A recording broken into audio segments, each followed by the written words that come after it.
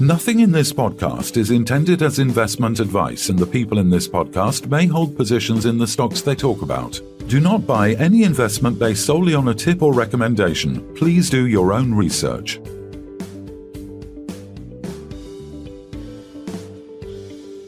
Hello and welcome to the Midweek Takeaway. We're delighted to be joined by Colin Bird, Chairman of Bezant Resources. Welcome back, Colin. How's things? Not too bad, thank you. Not too bad at all. Not too bad at all. Very good. Yeah, I mean, we saw the exciting news that Bezant has agreed to acquire a stake in Namib lead and zinc mining from CLUS Minerals for $2.5 million plus royalties, securing an existing processing plan to fast track its Hope and Gorob copper gold project in Namibia by at least 2 years, avoiding the cost and permitting of building a new facility. The plant will process pre-concentrated ore from Hope and Gorob with scope to treat NLZM's own zinc-lead-silver ore in future while reducing haulage costs and environmental impact through dry ore sorting. The Hope open pit is planned to produce 8,000 tonnes per annum of contained copper at 1.65% copper equivalent, with additional resources at Gorob, Vendome and underground extensions potentially lifting the resource base beyond 500,000 tonnes of contained copper. An independent model values the project an NPV of $46.8 million with a 63% IRR, and financing options including debt, equity or prepayment are under discussion.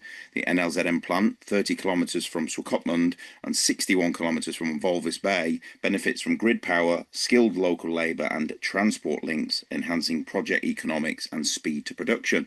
I think the word game-changing feels a kind of little bit overused and cliched these days, Colin, but it does feel like this acquisition is exactly that.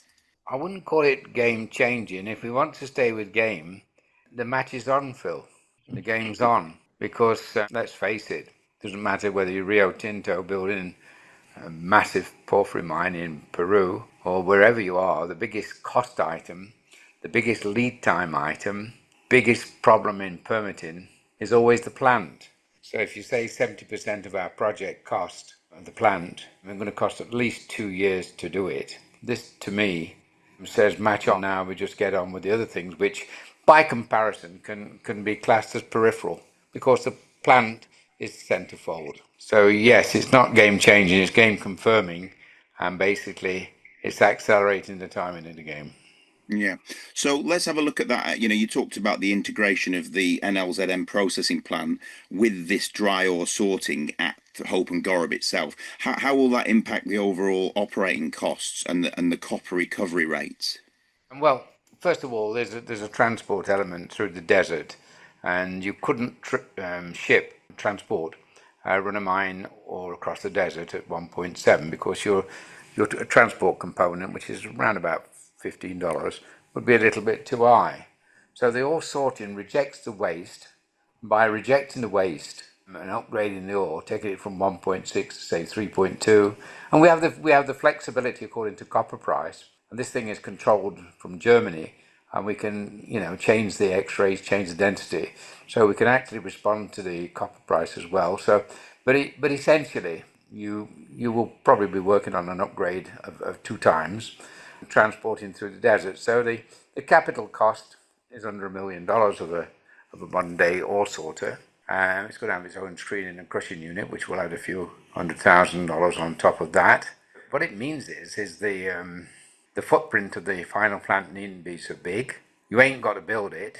What's more important, we've not mentioned, is that it comes with a tailings dam which hasn't got much material in. So we've got 14 years of tailings space. Now, a tailings dam of that size would cost you $3 or $4 million to build. So not only do we come with a plan, we come with all the associated infrastructure, offices, tailings dams, etc. So it doesn't add to the op costs other than the unit cost of putting material through the ore sorter, which is not going to exceed $2 a ton. Yeah, exactly. Yeah, and the other thing in the RNS that sort of jumped out was the potential upside from including the gold credits and expanding the resource along this 97-kilometre strike length beyond the current sort of 500,000 tonnes of copper target. How much could potentially this expand out? Well, we're classing it internally as phase 1 and phase 2. And whilst we've got the massive areas you talk about at both ends of the matchless copper belt in Windhoek, we're actually only, for the purpose of this exercise, when we talk about 500,000 tonne minimum contained copper, we're only talking about the 17 kilometres of strike situated between Hope and Gorob. So I think forget the rest of it, because all our finance and everybody, all our discussions are based around Hope and Gorob as mines, and the strike in between yielding some 500,000 tonnes of copper plus. And you should note, in that 17 kilometres, there's been in the past 69,000 metres of drilling. So this isn't greenfields, Phil, Kevin. This is not greenfields. This is in actual fact confirmatory between surface and 160 metres, 150 metres, because in the 1970s you could not treat oxides. So the mining companies who were drilling made the incorrect assumption that the ore would be oxide down to about 150 and you couldn't treat oxides. That was totally wrong. It's all sulfides. So we sit with 69,000 metres of drilling, 17 kilometres of strike, and just confirming these open pits.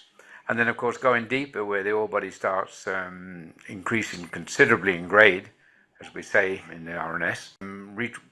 This acquisition that we've announced, that's phase one of something quite a lot bigger. And what will drive a lot bigger, and our target is 15 to 25,000 tonnes of contained copper, will be the success, be it very high, be it moderate, of our drilling program over the next 3-4 years. We're confident that we're going to identify a much bigger resource, but our target is 20 years at 25, and that's how we end up at 500,000 tonnes. So this is phase one of something much, much, much bigger.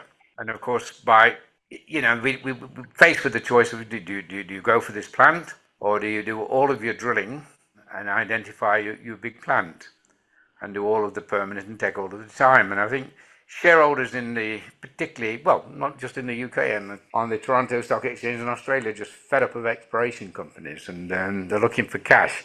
They're fed up of placings and they're fed up of all that. So to start an interim operation, I think, has to be the modus operandi now for I don't like the word junior mining companies, for emerging mining companies. If you've got a deposit you can bring into account, and whilst you then drill for a much bigger subject, which you can either develop, sell, or all the options are available, is the best way to do things. And we are projecting anywhere around about year 2 $24 million of cash flow. So it's no small operation. Even at this level, it's not a small operation. Obviously at 25,000 tonnes and $10,000, you're into the $250 million revenue stage, and that's quite a significant mine. But this is a nice little project to, in actual fact, our starter for 10, whilst we further explore, define, and plan around the much bigger mine at the Hope and Gorob 17-mile strike. Congratulations, and I suppose this is the starting pistol to turn Bezant into a producing miner.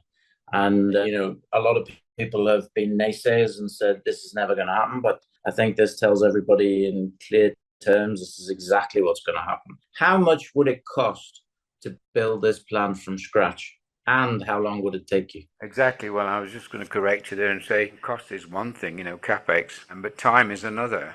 And so the time would be a good 2 years. I'm sure our shareholders will get totally fed up. And actual physical cost of, the civil engineering, construction, I can only talk about the sort of desert conditions, the relative location to engineering companies. So the broad estimate for that would be between 18 and 24 million US dollars. But as I say, timing is the biggest plus. And then, of course, you've got to bring the tailings dam into that. That's just a pure hardware. The tailings dam would be probably 3-4 million in actual fact. And so we've got a 14-year capacity tailings dam as well.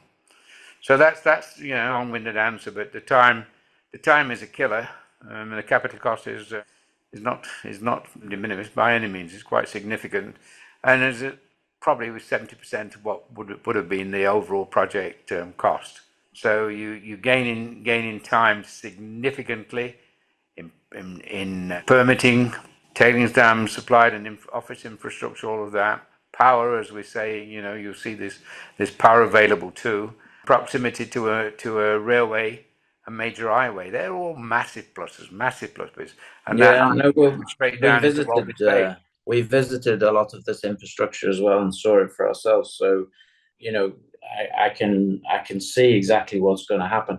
But if we look just at the current situation and the current open pit that you're going to do at Hope and Gorob, you've got potentially 31,000 tons of contained copper. You've got 19,200 ounces of gold, and you've got 373,500 ounces of silver at a 90% recovery rate at the current market prices. That's 336 million of basically contained metal in the ground in this one open pit.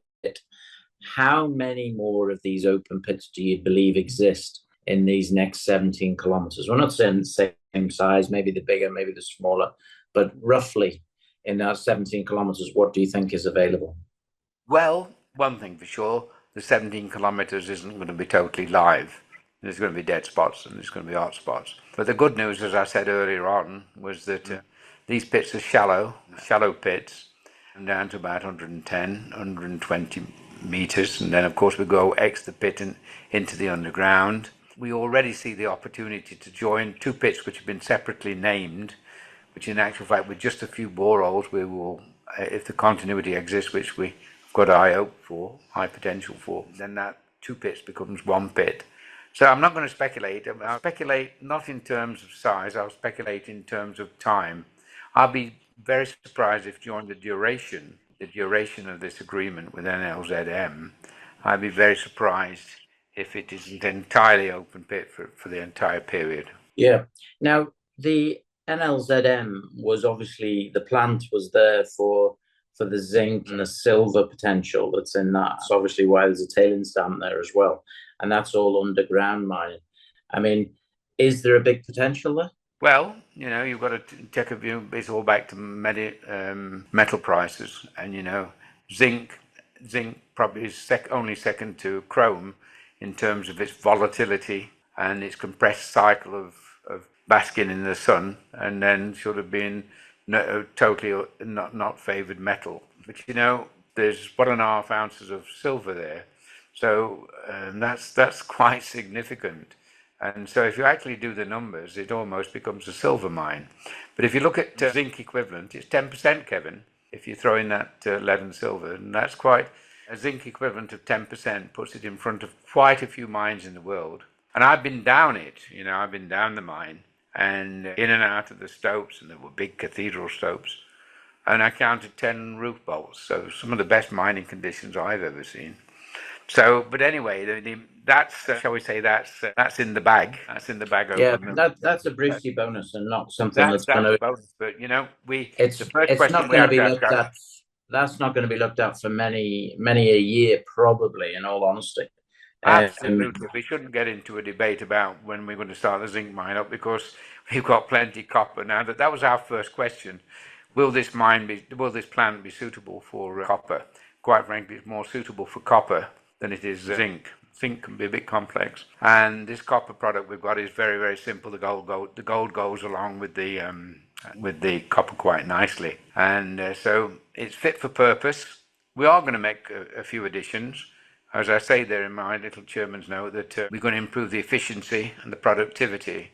So we want a cleaner concentrate, so we're going to put magseps in to get rid of the iron. And the screening circuit isn't totally efficient, so we're going to upgrade the screening circuit. We're going to clad it because you get some really nasty winds in September, October in Namibia.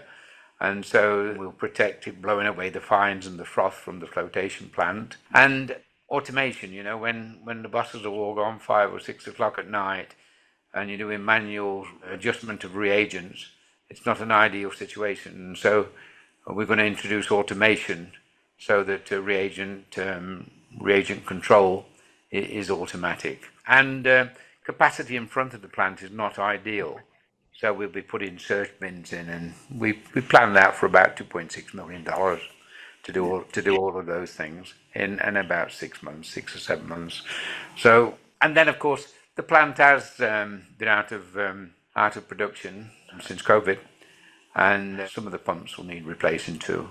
And the conveyor belting might have got a bit brittle, might not have done. The last time we saw it, it was okay, but I think I don't think, I know that certain pumps and motors will require replacement. So that will all be ongoing as part of that 2.6 million. And then we've got a Rolls-Royce plant in really good condition, fit for purpose, and able to give us that 90% recovery and the throughput that we're targeting. Yeah, and I mean, based on the MPV and the Blackstone assets that you hold, effectively that would add up to a share price of 2.28 minimum, where we were on 0.04 at the minute, not 2.8p now. I'm talking about 0.27 pence. So that's like 7 times from where we are now. How do you think the market has actually reacted so far? I think the reality is that they just didn't believe you were ever going to build a mine. Look, the market's lost patience with a lot of us juniors. As financing's got tougher and tougher since July 2021, projects have got slower and slower and slower. And I don't think we're sitting on our own, but I think the Bezant shareholders have lost patience with us. Thought it was never going to happen, as you say. Didn't in actual fact, when they were talking about the plant, looking at the bulletin boards, they were more concerned when we were going to get digging and when we were going to get the ore sorters working, and that it sort of got a grip on that. But I don't think it was fully understand what a fit for purpose, up and running, ready for the off, which doesn't need the improvement, but will benefit by the improvement. Just what a great contribution that has been to our project. As I say, it's 70% of the capital, and it's just taken 2 years away, where there would have been long-suffering shareholders for another two and a half years. So yeah, and obviously this means less and less cash is required in terms of getting it. This obviously all means less and less cash is required to actually make the thing happen. Oh, physical cash now has been reduced to 30% of what it would have been if we hadn't got a plant. So in the RNS, it states here that the discussions are ranging between debt, obviously equity, and I assume you mean equity of the actual license rather than equity of Bezant itself, or a combination thereof, or prepaid finance, which is a royalty or something of that ilk. And those are the type of things that I think if you can get any of those over the line in the next few months, then you're going to be in a situation where this time next year you'll be producing a concentrate, I presume. Well, forward-looking statements gets me in big trouble. But getting back to the first part of the question, well, obviously, if there's any equity, the key equity would be at project level, and then you've got to get, obviously, if you're giving away equity at project level, you're giving away some of that 24 million per annum. At what cost? So you've got to work that out very carefully. Debt, you've got to be able to make sure that you can service the debt. Prepay seems to be I'm not going to use the word no-brainer. I don't like it very much. It seems to be an obvious way. The traders are happy to give some finance within 6 months of production, and take the interest and the principal back in copper. And most of the traders are happy to do that, and we're obviously in discussions with them to do that. So that's also another form of financing. So you're absolutely right. All options open. And we're currently dealing with quite a few entities, on picking the right way forward, which is in the best interest of our shareholders, the project, and is in the best terms of risk. Let's face it, mining projects, Kevin, Phil, don't come without risk, and and sometimes it's no bad thing to have a partner. And sometimes if that partner has got aspirations for the 17 kilometres and aspirations for a 25,000 tonne mine, there's a lot to be said for that too. So you're looking at an open-minded management who's actually considering all of what we've just spoken about very seriously and very urgently. So they were lookable at a week ago, and we were talking for the last 2 or 3 months and longer. But now we've got this plan, as you say, it's press the button, the bell's rung, let's get going. Yeah, absolutely. Sounds like it. And good luck. We look forward to hearing the next stage, and I'm sure there'll be a queue of people. There's copper, gold, silver is much sought after in the world at the minute. And, we have this copper deficit, which everybody's talking about, and it's coming, whether people like it or not. It's coming whether you like it or not, and those, this tariff thing, people want to get excited about that. It doesn't even figure in my mind, Kevin, There'll be, I mean, look how resilient copper has been to Donald's latest crazy move. Copper's going to 10, 10 and a half. I have no doubt in my mind. There'll be spikes of 10, 12, 15, but I don't care. I wouldn't want to budget a mine above anything above $10,000. If we can get steady state 9,000 plus, we're happy bunnies. It really does. This project isn't modelled on 10,500. This model can withstand down to 7.5. So, and, it's very, very unlikely you're going to go there. So you've got a tough, robust model, very simple mining. I mean, those pits we're talking about. We're literally talking about 2 trucks, 2 30-ton trucks, an excavator and a drill machine. And the drill machine will be shared between pits. And I guess the trucks will be confined to each of the pit that they've been allocated to. But this will all be, the mining will be done by external contractors who've already been selected. So we won't have to buy the yellow equipment. We will design the pits and we will do grade control on the pits, but the contractor will do the physical digging. Likewise, transport from ore sorter to newly acquired plant, independent contractor firm prices. So, and then the plant, of course, we will operate ourselves because we benefit from a pool of guys in Swakopmund who are actually senior and junior who were operating that plant anyway, and there was all the rigmarole about how that works. So we've created employment. So in the area, that makes us popular in the Swakopmund area. It creates jobs that guys can go back to work who were employed on the plant. And the mining is done by contractors, as is the ore sorting. So all in all, we've got the full circle. We know where we're going. And now this has been the door opener to get going. Yeah. Well, I guess on that note, we'll say, Colin, it's great to have you on, giving us the updates as intended. And, we look forward to welcoming you back on future episodes. To say Colin Bird, Chairman of Bezant Resources, thanks very much for appearing back on the podcast. Thank you very much, gents. Thank you very much indeed. And thanks for giving me the time in the middle of the holiday season. I do appreciate it. Thanks a lot. This podcast was brought to you by Roast PR Limited. If you would like to appear on a future episode of The Sunday Roast, please email admin@thesundayroast.net.